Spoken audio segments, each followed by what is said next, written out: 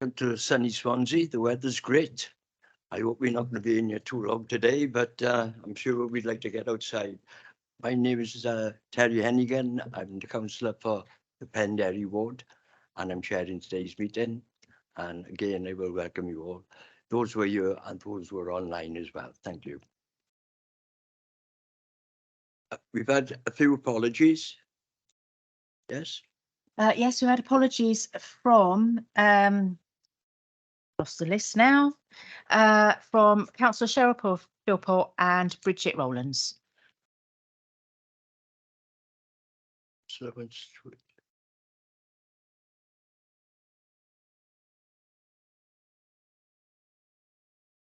Yes, thank you, Chair. Yes, it's Alan Jeffrey, yes, Councillor Uplands Ward. If I get councillors online to introduce themselves, so that the people attending can see who they are. Thank you. So start with Mike Day. So it's Councillor Mike Day from Scrutiny. Hi to everyone.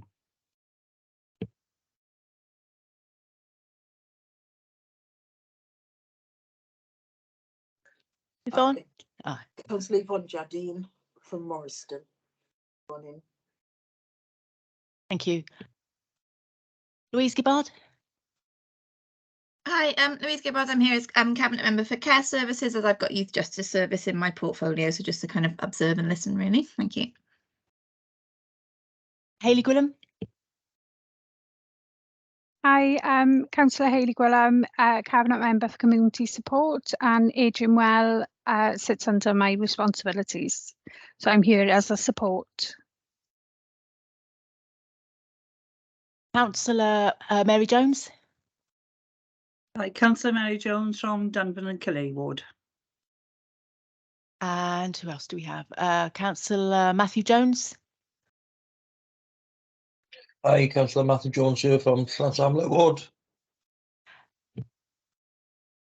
Finally, Alison Pugh. Yeah, Councillor Alison Pugh. I'm the Cabinet Member for Wellbeing, and ASB sits in my portfolio. Morning, everyone. Thank you. What we'll do is we'll when the person actually speaks, rather than introduce everybody, when you speak, if you could introduce who you are and your organisation, and that'll introduce you as well. Thank you.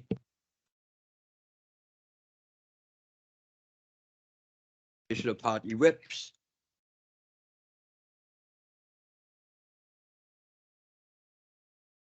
Minutes of the meeting on the 16th or notes of the 16th of May 2023.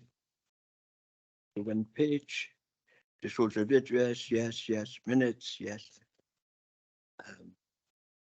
The proposer to correct record, please. Propose that, yes. Yeah. Thank you.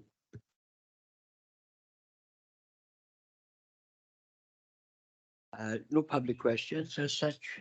No public questions, as everything's on the agenda. Well, we go straight into the round table meeting. Quality Forums groups in Swansea, please. Lovely. I'll just take us through that, sort of facilitate that. My name's Michelle Roberts, and I'm the Scrutiny Support Officer for the panel.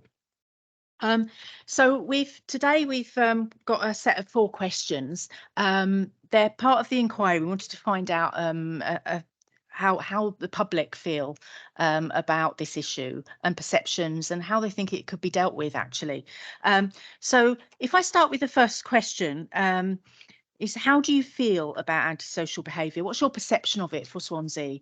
I don't know if anyone particularly wanted to start, and then people can come in as we go along. Does anyone like to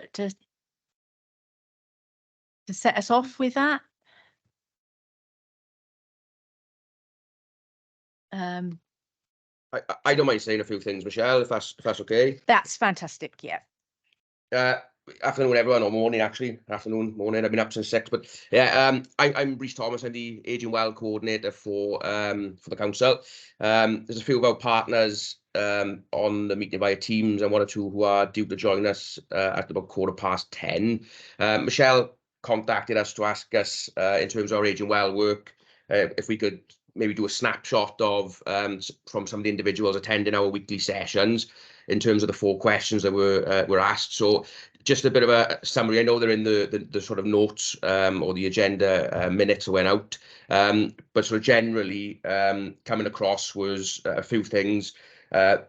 People weren't aware really of how we are engaging, and the sort of running theme that was coming through from some of the conversations we were having is about how we engage maybe offline, so as in physical leaflets and information booklets and that type of thing, you know.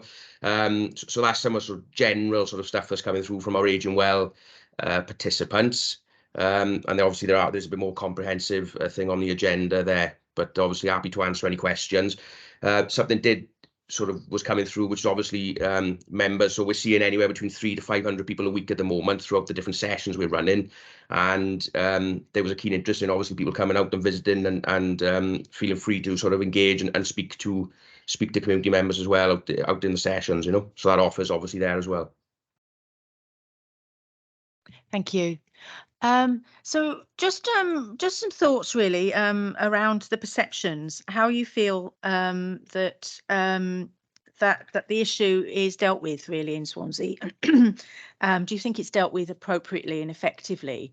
Can I get somebody someone like to come in? Reese, I don't know if you've got anyone there who'd like to say what they think on that one. Hello, I'm Pauline Anderson. I help with the Aging Well group in Swansea. We've just formed a little constituted group to help raise funds for the over 50s.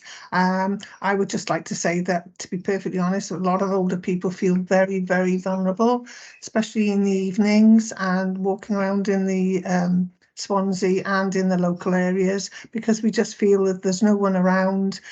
We don't know where to go to if we need help. So for us, for the older people, I do think that this issue really needs to be looked at very thoroughly. Thank you.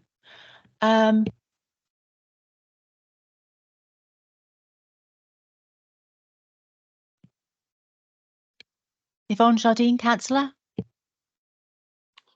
Thanks very much. Can I just ask, I'm sorry, I didn't get the lady's name, but I wanted to ask. Pauline Anderson. Pauline Anderson. Pauline, thanks. Mrs. Anderson, I was just wondering, I understand about feeling vulnerable when you're out, and lots of us do, but is it a perception? Is it that you encounter a lot of youngsters? Has there been a problem? I wouldn't say there's where I particularly live, there is not a problem, but it's just, I mean, not only we've had a spate of not burglaries as such, but young people climbing over fences and making us feel very vulnerable in our own homes even. And some people are afraid of going out, and they're definitely afraid of going out on their own. And this is why this group in Swansea has been very helpful, but we are trying to link in people to have friends so that they don't feel isolated and they don't feel vulnerable when they're walking to, an event of some sort. Okay. Sorry, Chair, can I just ask a couple more questions? Yes? Okay. Yes, so, that's fine. Mrs. Anderson, would it, the climbing over your fence, the invading your space, do you ever call the police or complain? And do you get satisfaction when you do? That's one thing. The other thing is, would some sort of a buddy system, because there are lots of young people that volunteer, and there are lots of young people that are not homeless. So do you think if we try to link in with them to be part of the Aging Well, perhaps, or events that involve older people, because they're going to be old one day. Sometimes, yeah. Well, I think the older people, I mean, we for a start, we don't know where to go. I mean, all right, in the past, we have called the police. I mean, I've had issues where I've lived and we had some people actually living in our street. And I mean, I live in quite a nice little cul-de-sac and they weren't very nice and there were things going on. But, and the thing is, you're calling the police out at 11 o'clock at night and, you know, you become frightened. And of course, sometimes the police have got other issues. You know, Yes. they've got a lot of other things going on. And they probably won't come onto the scene, say, for 45 minutes. And I mean, that is just, you know, not good enough, you know, because these older people, we are feeling vulnerable. But I am quite fortunate during COVID, one of my neighbours who's, you know, very community minded, she went round to all the neighbours and said, right, shall we make, we've now got our own little WhatsApp group. So if you're, have something like that. But the thing is, a lot of people out there, especially the ones I know, they don't have access to the internet. They don't have any. They have no idea who to go. They don't know who their local PCSO is, and we very, very rarely see anybody walking on the streets anymore. The police are either in police cars or, you know, there's not enough of them. There's not enough. Also, you know, they used to have special police. I don't know anybody who's a special policeman now. I mean, my friend's daughter used to be one, but I don't know. I never hear of any, or, you know, there doesn't seem to be enough of official, you know, people going around and looking around areas. And this is what really concerns us as older people. Okay, thanks. I won't hog any more of the program, but perhaps I can contact Reece later. Thanks. Has anybody ever contacted the neighbourhood support unit? I've often called them out up in Blaen y Maes, and they've been very good. Come out, they collect evidence, and they provide then a report then to the district housing office in Blaen y Maes and Portmead of any trouble that's happened the night before. I'm just wondering, they do a good job, and I'm just wondering if anybody else had contacted them. Thank you.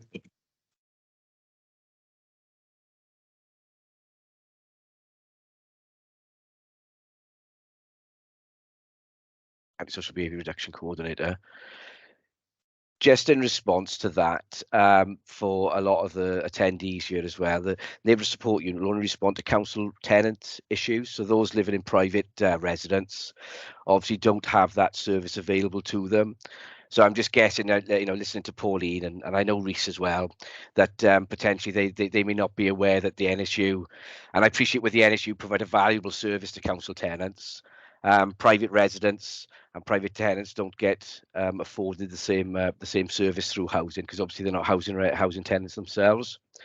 And secondly, again, for Pauline and Reece, do you link in at all, or are you aware? Is this? I'm getting the feeling from this session and the previous session that there's a lot of work for us to do with regards to providing more public reassurance and providing the facility to tell people what we do and how to report it offline. And that seems to be a very strong message I'm getting recently in other committee meetings that I sit on, not committee meetings, community meetings that I sit on, with regards to that. Even though we promote well through online stuff and how to report and things like that, there's a large element and reaching them offline outside of our normal engagement days that we do, that you know, the community engagement days that we do through community safety that you've attended yourself. And I think maybe there's a bit of work for us to do there, definitely. But I'm also thinking about the local area coordinators have a really large role to play throughout the whole of Swansea, and maybe if we need to look at that as well with regards to utilising them more if you're not aware of them, or if you are aware of them, what more we can be doing from that aspect. What do you think? Is that their role?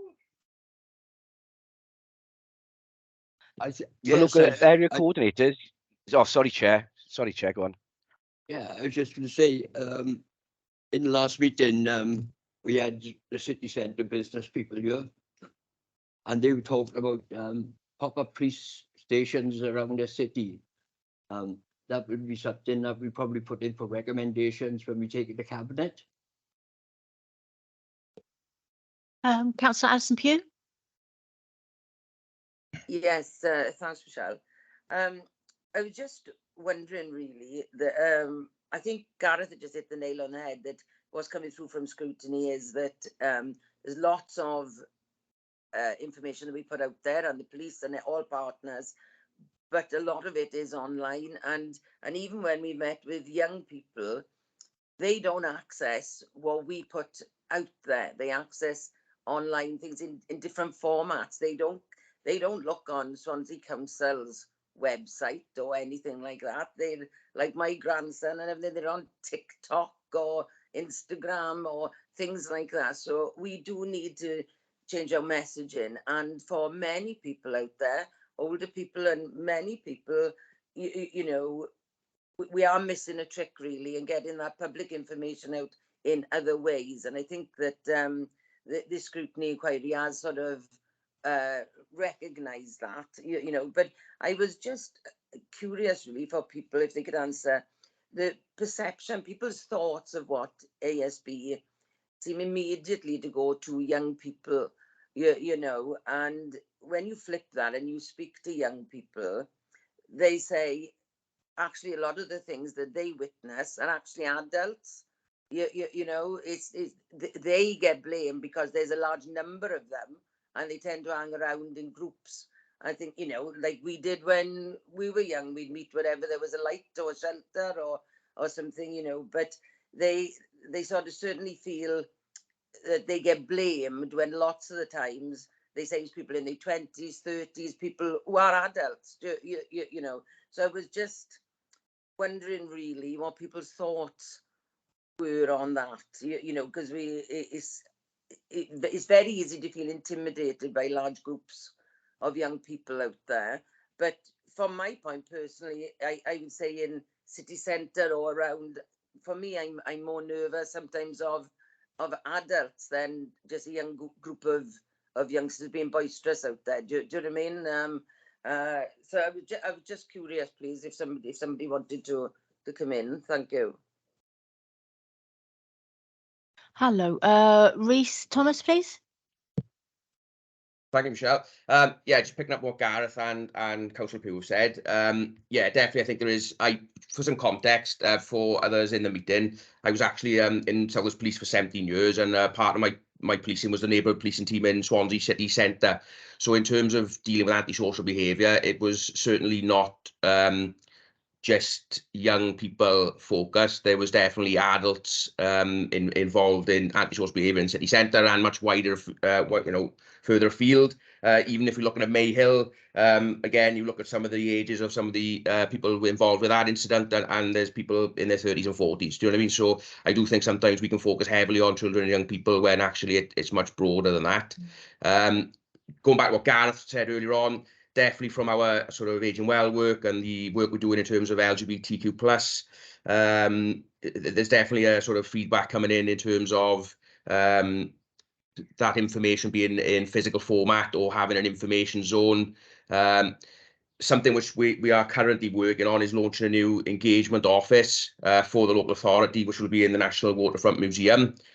So I guess there's an offer there, Gas, so we could maybe link to see what we could do around promotion of antisocial behaviour and promoting and linking it in with our LGBT work, our disability liaison work, and Aging Well, the children and young people's work, etc. Also, the chair mentioned it, but something which I've always sort of been very keen on is the Japanese came up with something called a Japanese Koban. And I don't know if people are aware of that, but it is in effect a sort of pop-up police station in the city centre. So it's something that maybe could be looked at. The only other thing that's sort of coming up as well is, again, in terms of literature and how we ensure that we are engaging, for example, with the Chinese community, who we have Shirley from the Chinese Association of Wales in the room today, and also Fun from Caredig Housing, in terms of making sure that some of the literature is in the right languages for certain communities. Yeah, just Thank you. if I could just Could I just say on the young people, what we recently had a meeting with young people in Bryn Brid in, was it East Surrey Hub, and what came from that meeting was so much information from the young people, especially on the antisocial behaviour. I know Michelle has put all the notes together, but I got to say it was probably one of the best meetings that I've attended in many a year.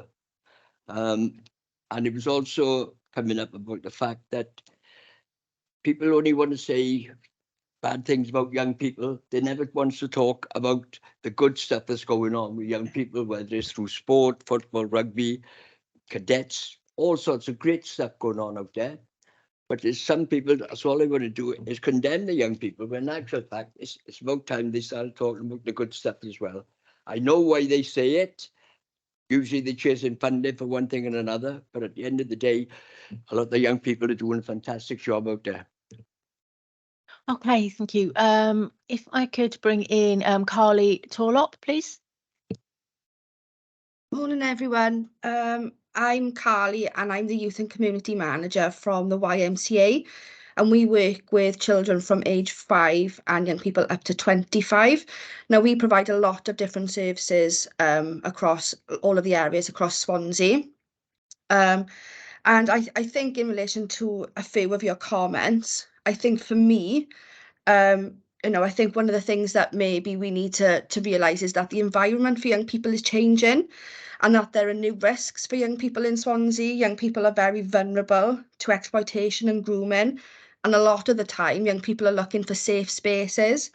And I know, perception has been mentioned, and on the most part, young people are not wanting to cause fear or antisocial behaviour. It is just because they're hanging around in large groups because that's how they feel safe. But what I would say is that, as a solution, there's lots of things that maybe we could do that maybe are not being done at the moment. And I think that's to kind of break down this perception between older people and young people. I think older people need to be understood by younger people. And also young people need to be understood by older people. And I think once that comes together, that'll break down a lot of the barriers.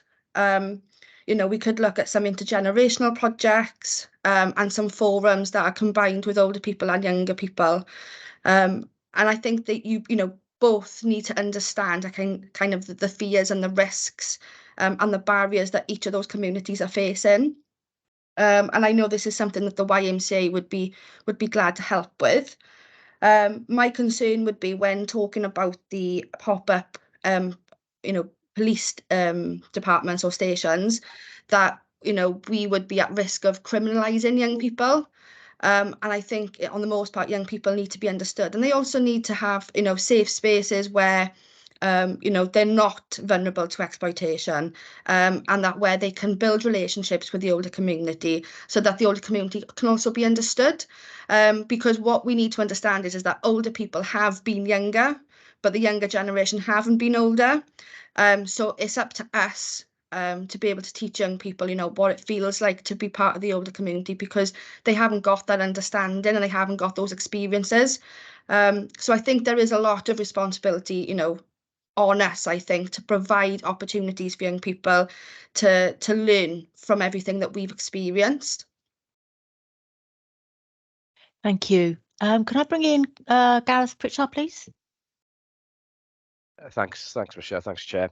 Just a couple of things on what the both previous speakers just spoke about. Carly first. Really interesting to hear her thoughts on that intergenerational work. It's something that's actually been started now in Gosainen.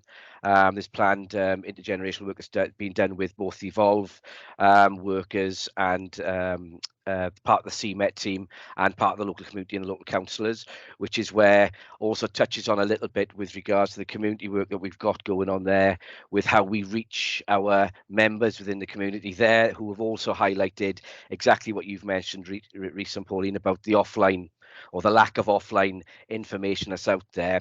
So we're looking at possibly doing stuff with the local libraries with regards to putting stuff in there. But one of the challenges that we have come across recently with regards to our police partners is that they have a digital strategy is the wrong word, but they do very little with regards to actual literature now. Everything has got to be promoted online.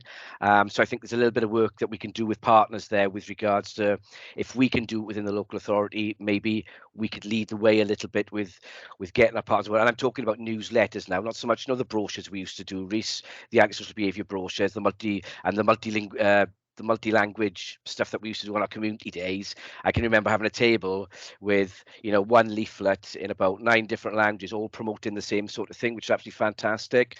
But for whatever reason, it's kind of like, resources probably more than anything else. We don't have the days of having pens, pamphlets, leaflets, and everything else to engage with have kind of, dissipated over the last 8 to 9 years through resources. Not that that's an excuse. That's just to highlight how things have changed over the last few years. And finally, on the pop-up police kind of station, I understand what Carly's reticence is with that. I think to reassure you, Carly, when those suggestions of pop-up police stations are talked about, they're more pop-up engagement offices for people to be able to go to, rather than traipse across different areas to get to a police station that's open. So it's more of a partnership office idea where partners like myself and my colleagues in community safety can attend on certain days of the week, where we can provide that information and everything. So I know it's something that was mentioned in our last session with bids, where they were talking about having an office space in the city centre for that. And I know that in Gosainen, again, I'm using that as an example only because it's local to me and I'm doing a lot of work there at the moment with the young people, is that we've had an offer from libraries to utilise libraries for the same sort of thing. So once a month, we've got a day set. The library give us a day where myself, community safety coordinator, can go there, the local PCSOs can be there, and then advertising that locally through community meetings and through community, again, I was going to say social media pages, but through leaflets within the community, so they know that on a Monday, the first Monday of every month, or the first Thursday of every month, that we're there. Sorry, one last thing. I know, Pauline, I think I overheard you. Is it lax role when I mentioned local area coordinators?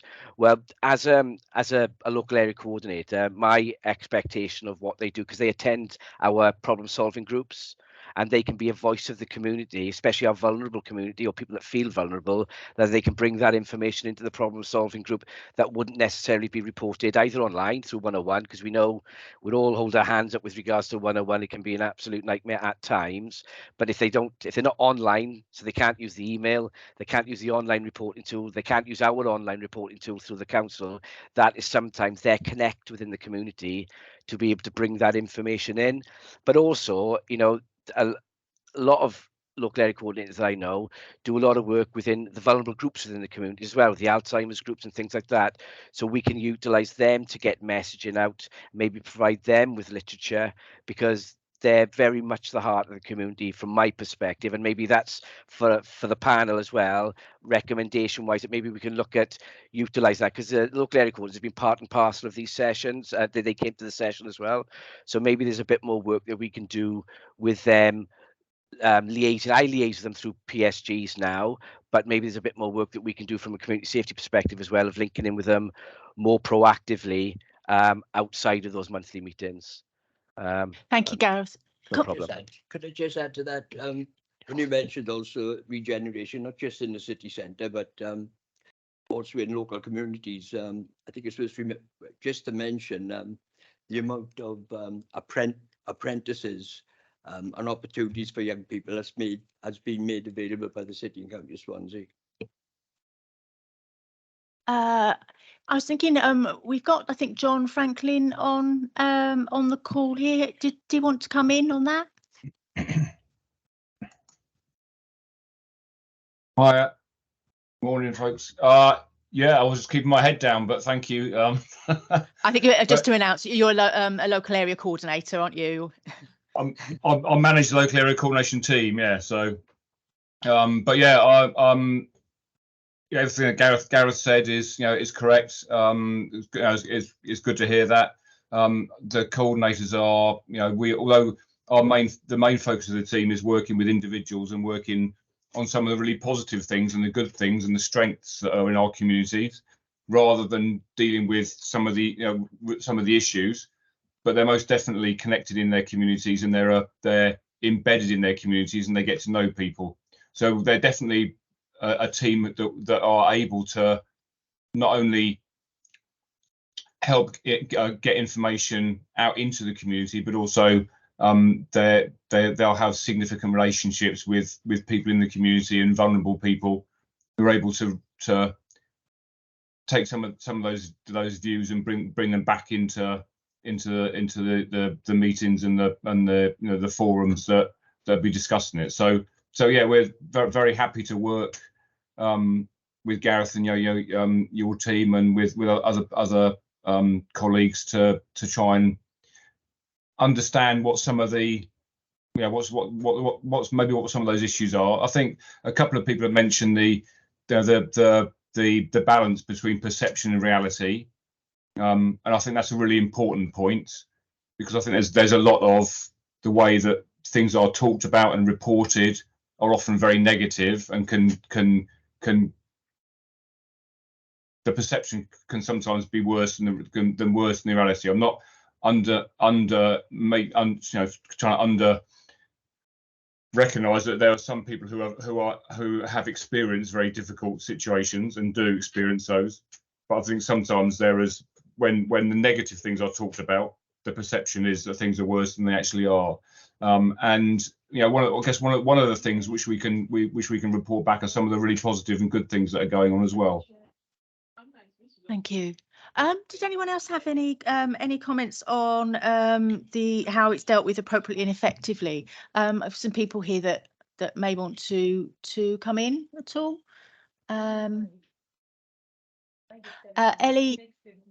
Ellie Masterton. Hello, I just wanted to introduce myself. I'm Community Liaison Assistant at Swansea University. So we are obviously working with students, and we've received quite a lot of noise complaints along Bryn Road recently. Yesterday I have been flyering, I've been posting letters through doors along Bryn Road just to inform and as a warning really that of our 3-stage system. So if the noise continues, we will be visiting the houses responsible.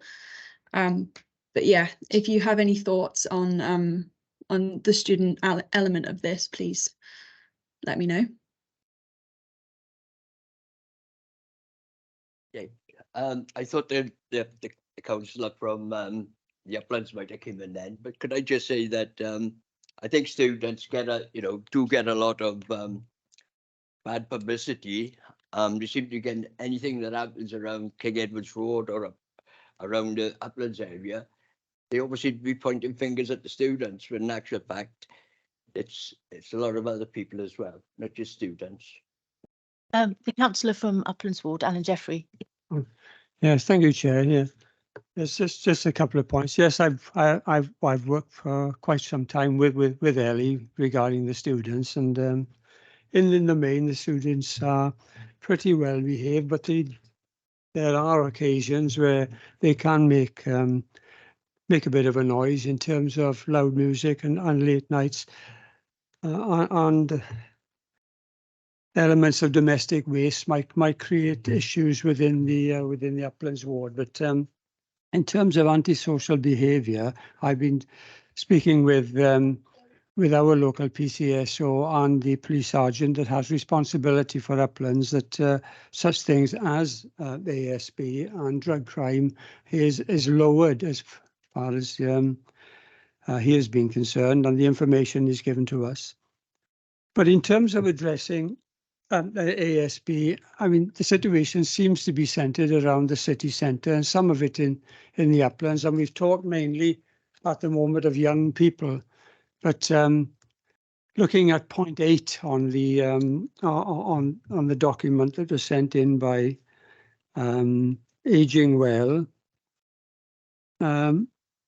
where, if I can just refer to it, it's a concern about the unmanaged properties where a lot of the vulnerable and many of our addicts in terms of alcohol and other substances tend to congregate. They're unmanaged. Prior to the pandemic, if I can go back, I think I might have mentioned this before, there was a drop-in centre on the in the Brunswick Church on St Helens Road,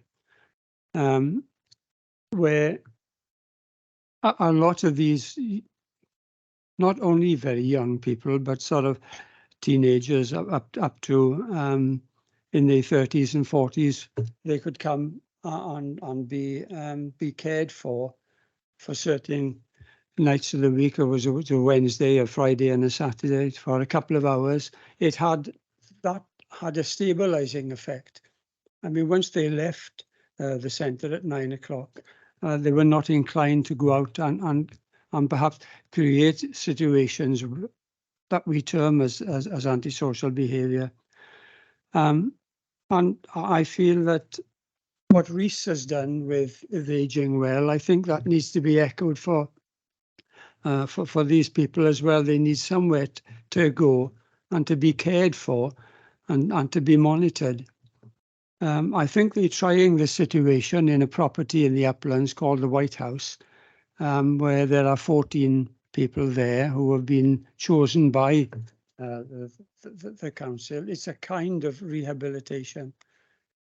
But the one sad thing about the Brunswick Church was it had to close down for various reasons. The pandemic was the main the main instigator that for closing it down. But the plans were to convert the place into a rehabilitation centre, which would be managed by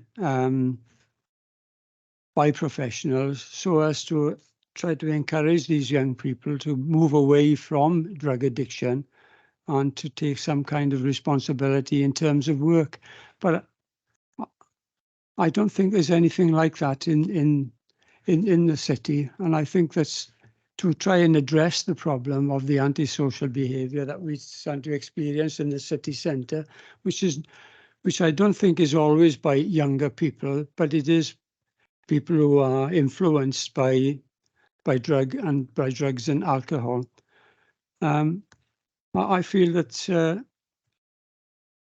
we should work together to try and establish those kinds of rehabilitation centres, because we need to bring them away from drugs, because returning back to some of the centres that we have, I can only echo what a young man who died a fortnight ago from an overdose of drugs. He tried very hard to come away from drugs, but when he was returning to his nighttime accommodation, I mean, the influence of drug taking was there, and of course the temptation for him to take drugs was never taken away from him. So I do think that we need to have some kinds of rehabilitation centres where these people can be monitored and encouraged to be rehabilitated.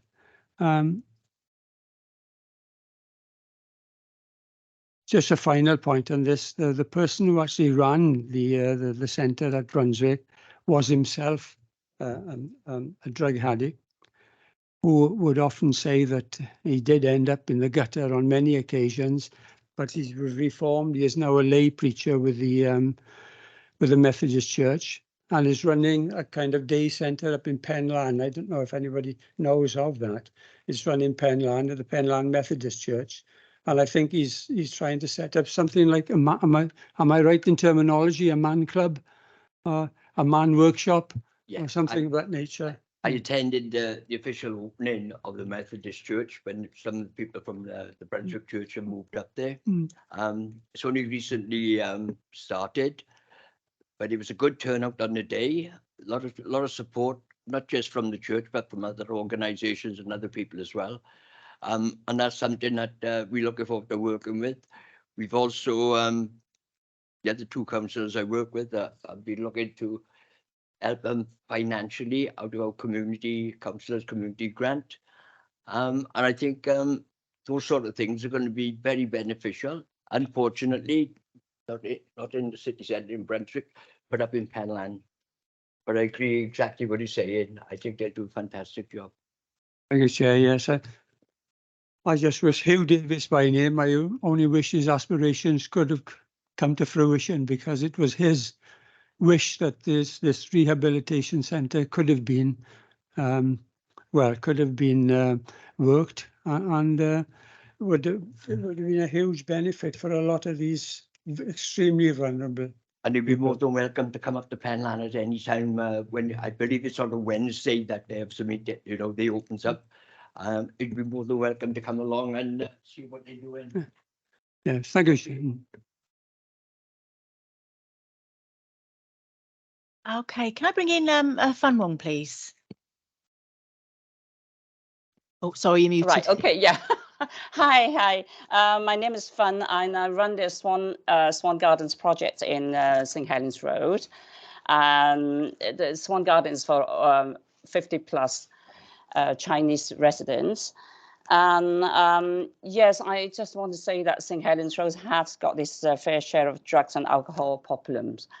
And back a few months ago, we had every evening we had a large group of young people coming into our car park. Our CCTV system actually caught them injecting themselves, and quite rowdy group of drinking every night and urinating in the car park.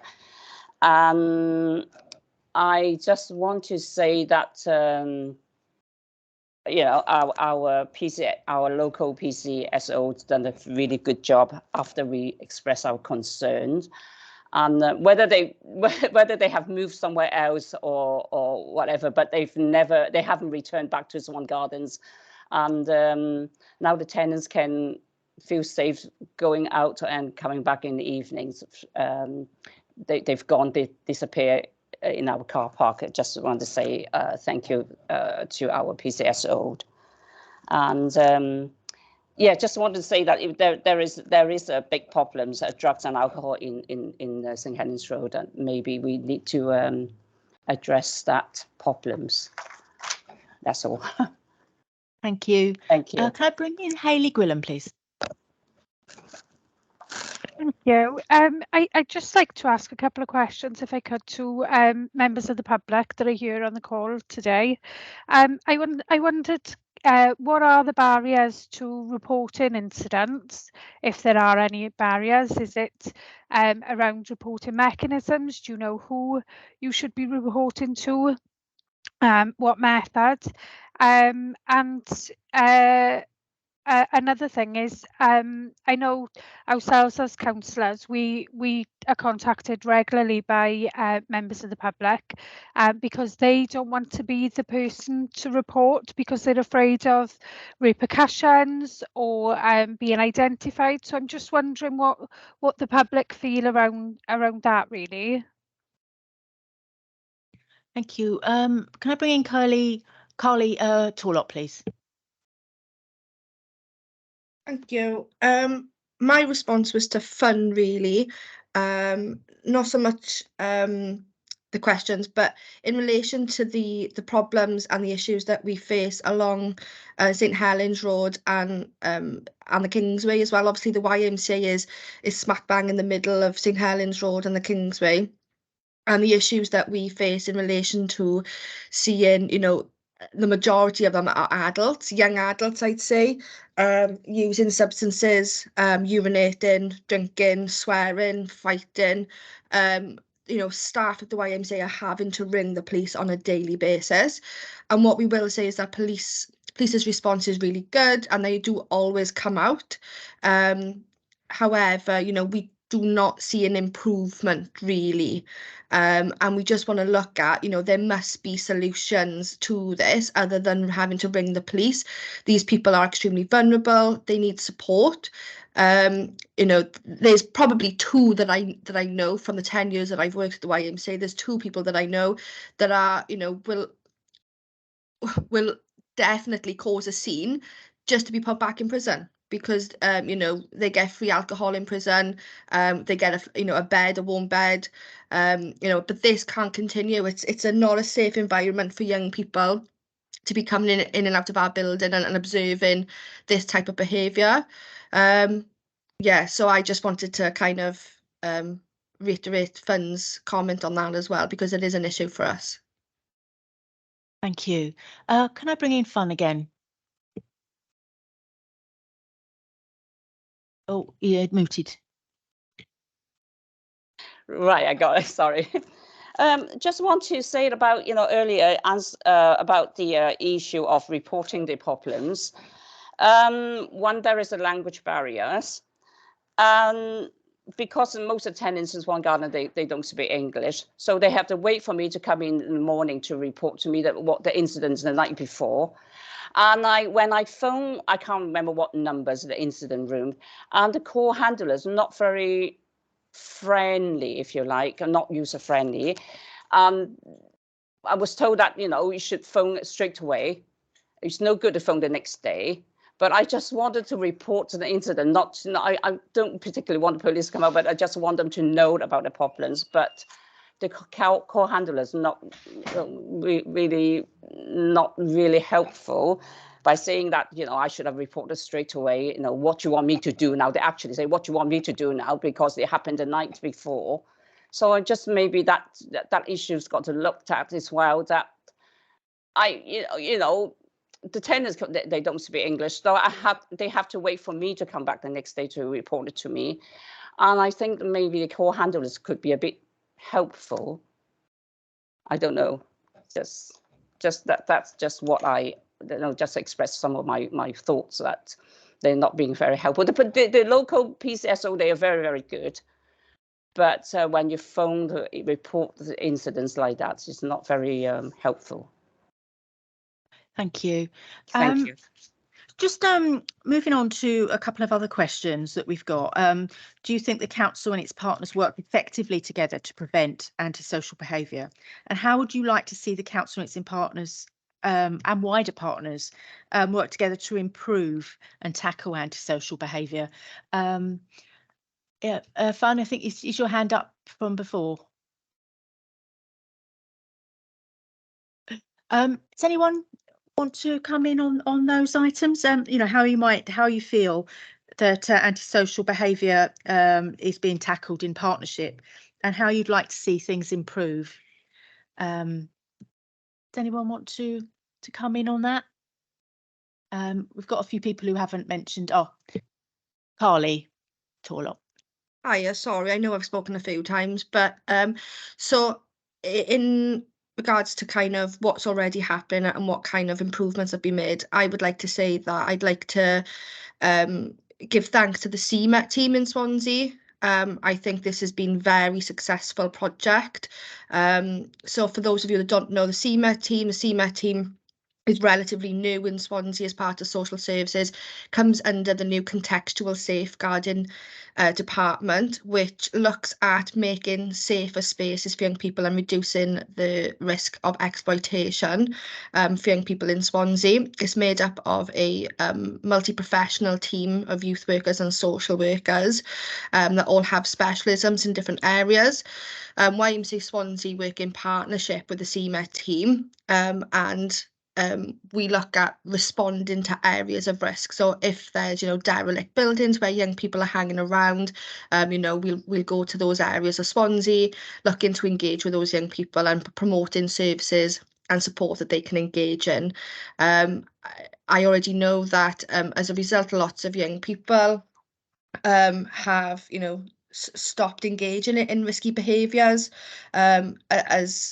As part of engaging those young people, YMCA Swansea have started a Friday night youth club, open access, to try and get those young people off the streets on a Friday night where they may typically drink or consume other substances.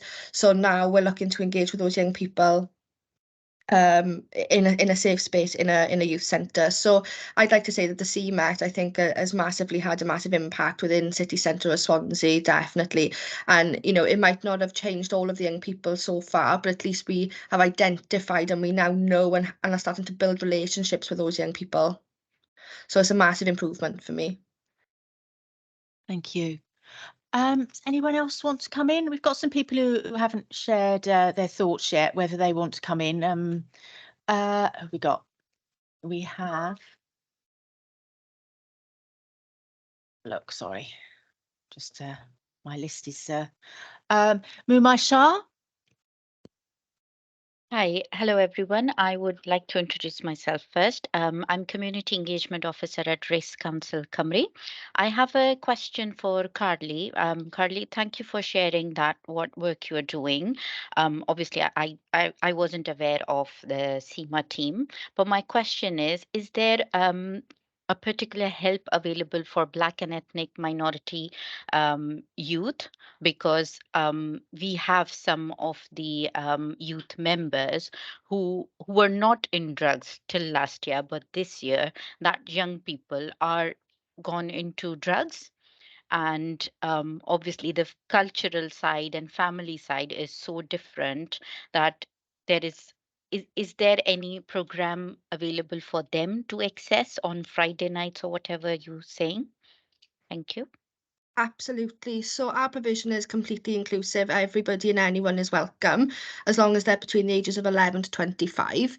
But in relation to the CMET, so I know the CMET are at the moment running 4 working groups. I think Reese is one, which is the older age community. Reese, is it? Am I correct in saying that?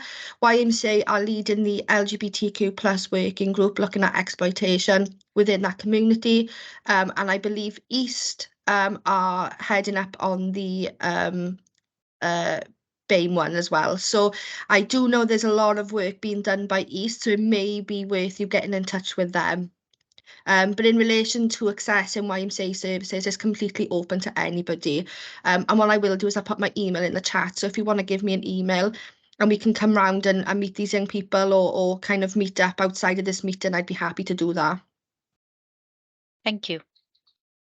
Could I ask where the venue is for the Friday Night Youth Club, please? Yeah, it's based at the YMCA in our building. So do we have anyone else? We've got some people who haven't come in yet, whether they want to say anything. I've got Lara Rowlands. Did you want to come in at all? Morning, everyone. I'm Lara Rowlands, Sandy Regional Community Cohesion Coordinator for Western Bay, so currently based in Swansea Council. I just wanted to pick up on a couple of things that were mentioned throughout the conversation, if that's okay. I'm coming in a little bit late. Okay, thank you. I just kind of wanted to link in with what was mentioned by Councillor Pugh earlier on in the conversation. Sorry, just 1 second. Sorry, my door's going. Just a second. Sorry, just a moment.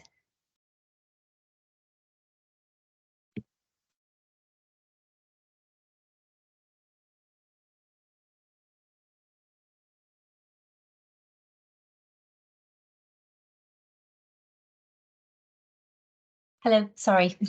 Sorry about that.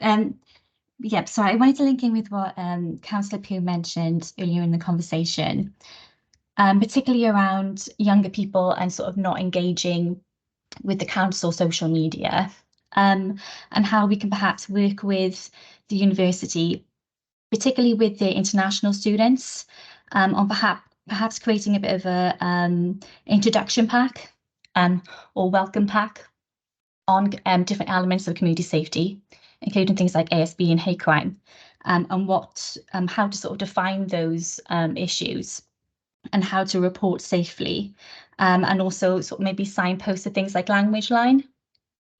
But yeah, particularly for our younger sort of international students, and how we can perhaps replicate that with new arrivals in the community. So working with partners such as yourself, Fun, I know you mentioned one of the barriers to sort of reporting was language. So perhaps if there are new arrivals within the community, we can maybe work with partners in sharing things like starter packs, introduction packs, and how to report issues in your own language, but also having more of a sort of idea of what these issues are. When you use terminology like ASB, not everyone's going to sort of know what that is. So I think that maybe is a bit of a starting point perhaps, and instead of sort of having to rely the next day on going to partners such as Fun to help report these issues, if these packs are given to new arrivals when they sort of newly arrive, issues can be reported straight away rather than the next day, if that makes sense. And the same sort of thing could be done with drug and alcohol abuse that was mentioned by yourself, Mual, for families who maybe there's a language barrier, but there's also the cultural element as well that can be a bit of a barrier there. So that was sort of my thoughts really on the conversation so far, and some sort of things that we can do to help with that particular issue. Thank you. Can I bring in Reese and Nashes, please? Hello, morning everyone. Yeah, I'm Rhys Anarich. I'm an Aging Well Involvement Officer, so I work with and under Rhys Thomas. So I'm quite new to the role, so I've come along more just to listen in, really, listen and learn this morning. Yeah, nothing really to add. That's fine. Thank you. Thank you. And you're more than welcome. Thank you. The other person I have who may want to say something is it Shirley? Would you like to come in at all? Hi, thank you. My name is Shirley Ouyang. I'm the founder of Chinese in West Association. Thank you for having me today, and thank you for Reese talking about this meeting. I think all the antisocial behavior issue that you're talking about I'm kind of related with our neighbor, actually, not within my Chinese community. And Fun already mentioned quite a lot of issues in Swan Garden. And the neighbors already prepare a fence to avoid the youngster coming over to look around his garden. But what our community face and fear maybe is not just antisocial behavior, is the fear of like burglaries, targeted Chinese elder people, and Chinese takeaway owners. And these are more serious. I don't know whether it is related anti-racist or antisocial behavior, but it's all about health and safety for the resident here. So I just want to raise awareness of this. On top of this kind of youngsters, we have more serious crime targeted to Chinese people. And then I think there's more awareness we should raise how to protect and prevent this kind of crime and incidents happens in our communities. Thank you. Anyone else want to come in from the public? Anything else anyone wants to say? And then we'll hand over to questions from councillors if they have any. If I hand over do councillors have any questions for anybody here? Would they like to ask anything? I don't have any further questions, thanks.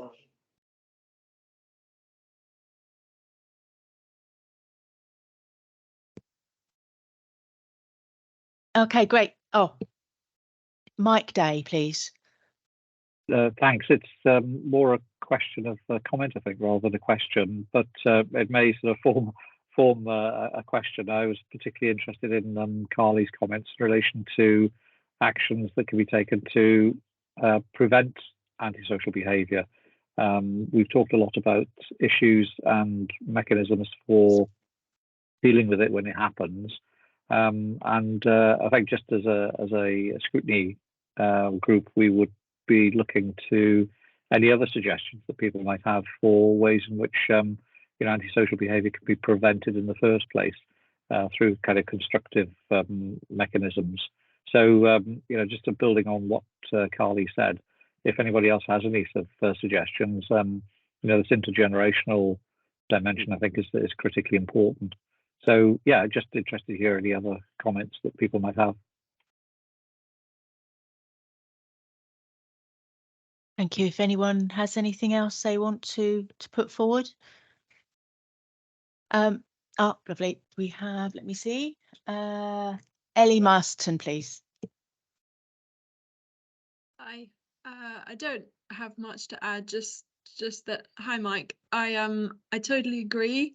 I think that with lots of things it's better to take a root cause approach, and I just wondered if any research has been done with young people in Swansea for their reasons for drug abuse and misconduct. Thank you. I would like to, if I explain what will happen now with the information that you provided today, this is part of an inquiry. We've been collecting evidence from a number of different sources. So the information today will be in a form of transcript, which will be put back to councillors along with all the other evidence towards the end of June, when councillors will look at deciding on a set of recommendations to put to the cabinet, the council's cabinet, and the recommendations then that cabinet take forward will then be implemented. What I'll do is I have your email addresses, so if you're happy for me to do that, once we get to the stage of our final report, we'll send that out to you so you can have a look and see how this has contributed and what recommendations are coming out from that. But we thank you very much today for your time and your input. It's been very, very valuable. I'll hand over to the chair. Thank you. Yeah, just to say that I think it's important that when we put these recommendations to cabinet, probably about September, October, we would like to see a lot more people turn up at the cabinet meeting, just giving us support with our recommendations that we put it through the cabinet. We've already said that we'll invite the youth workers and the young people from the hub in Bryn Hyfryd. I'm just like to open it up to say that if anybody wants to come along on a day, more than welcome. Thank you. I just wanted to say as well, if people have got something that they haven't had chance to say today or didn't feel they wanted to say online, please can you send it to me by email, and we'll ensure it's included in the inquiry and considered. And any further evidence, if you just want to send it across to us, and we'll include it in the inquiry. Thank you. I think we have Carly has put a hand up. Sorry, just really quickly. I was just wondering whether at the next meeting we could make it more accessible for young people to attend. Young people maybe in school or college or university or in other things. So I'm just wondering whether, the next one could maybe be an evening, perhaps. Yes, we did an event actually at Bryn Hyfryd East, with young people in an evening prior to this too. So we've done that too. And it was up to now one of the best antisocial behaviour panel meetings that we've had with the information that we received from them. And again, we went up there. There was other councillors, a couple of cabinet members was there, and it was very good. I think more of that needs to be done in respect of, I did put it to the panel at the start of this antisocial behaviour, about going out into the community a lot more. Unfortunately, it didn't materialise, but it's something that I've always done. If we're going to really get to grips with some of this stuff, we've got to go out there into the local communities. I've always said it. Thank you. I think one of the things about this particular building is that we've got the hybrid system, which always helps people be able to join online. So it does trap us a little bit in many ways, because then you get lots of different people. But yeah, we did go out to speak to young people. I've got Rhys Thomas. Thanks, Michelle. Yeah, it's just an offer, really. Obviously, anything in terms of our Aging Well stuff, if you want to come out and visit, speak to people, anything we can set up with you to assist in terms of running face-to-face sessions, then obviously that offer's there. anything that we can utilise with the new engagement space that we are creating in the National Waterfront Museum. Then obviously again the offers there from our partnership and involvement team to do what we can. Also to Carly and the YMCA, happy to discuss with you in terms of your intergenerational stuff and see what we can do to link or support. We do have 25 members from our Age and Well work who are going to be supporting the Crucial Crew events with young people in the National Waterfront Museum in the first 2 weeks of June also. So yeah, the offer's there for us. We're an open door. Ellie, I think as well, mentioned something about research. There is something ongoing at the moment, which actually myself and John and Paul Thomas and Gareth possibly involved, but he wasn't at the meeting that day. But where they're looking at something around antisocial behaviour with the university. That's pretty much it, John, isn't it? Thank you. If I could bring Councillor Alan Jeffrey. Yes, thank you, Chair. Just to follow up, Councillor Mike Day's, I think, plea here that ASB needs to be prevented and tackled. Really, we know what it is and what it's all about and where it takes place, but we really need to do something about it. And I just wanted to reiterate, I think that the need for a place for these people to go to be cared for somebody to have to express support in terms of their addictions and in many cases their mental abilities. I feel that a drop-in centres would be an ideal thing. I mentioned the one that was at Brunswick. I worked there, and I can tell you that it worked. It helped to solve a real problem. And there were so many other things, strangely enough, that were going on prior to the pandemic. I can remember the Asian community coming round St. Mary's Church and offering support in terms of medical support and simple things like even cutting their hair and perhaps even cutting their toenails. But it showed that some people did care for this, and I feel that we need to expand on that. Somewhere, a kind of a drop-in centre, somewhere for these people to go to be, and for people to show and express a bit of caring. From my experience, I can tell you it worked at the Brunswick Centre. Thank you, Chair. Thank you. Oh, Hayley Gwilym, please. Just to answer Councillor Alan Jeffries, really, there is Matthew's house on High Street, and there's also an app called Hope in Swansea. I think Alison may be able to correct me if I'm wrong, but there are organisations that are open on a daily basis, that are very inclusive and offer free meals and supports to many of our most vulnerable residents. Yeah, thank you, Councillor. Yes, I'm familiar with Thomas Lynch and his work in Matt's Place, and of course and the app Hope. Thank you. And I believe there's a new hub opening at the top of High Street. Does anybody want to say anything about that one, Alice? Yes, thanks, Chair. We're hoping to be open now in the summer. We'd had a problem with water coming through from the flats above, so the ceilings had to be replaced before we'd even opened. But yes, hopefully we've got so many third sector organisations wanting to partner us there and come in and help most vulnerable people. There'll be a cafe there as well, and it'll also be used for training and people who want to get experience and that. So yes, we're hoping to offer all the wraparound support for all ages there, and there certainly will be youth involvement and everything, and lots of officers very keen to get started. So hopefully come the summer now we'll be open. Councillor Mike Day. Yeah, just building on Matt's Place, there's obviously Zach's Place as well, which I was pleased to be able to support as Lord Mayor as one of my 2 charities this year.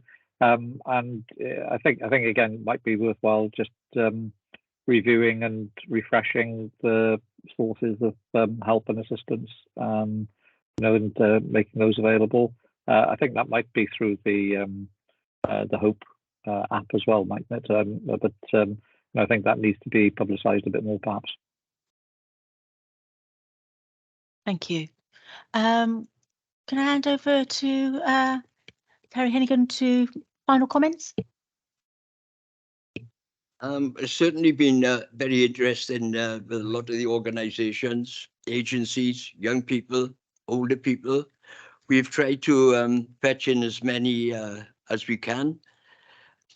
I sat on panels before, and I think the most important thing is that we put the recommendations together, take them to cabinet, and I would like as many people as possible. If you've got anything on recommendations, please send them in to Michelle, because we will take them on board and we'll take it to cabinet. With that, I say thank you very much for attending and for your time and for your patience. And I know that Mike Day just finished as Lord Mayor. Looking forward to seeing you back in the chamber a lot more often. Thank you very much. Thank you, everyone. Thank you. Thanks, Sarah. Thanks, everyone. Thank you. Take care. Thank you. Thank you.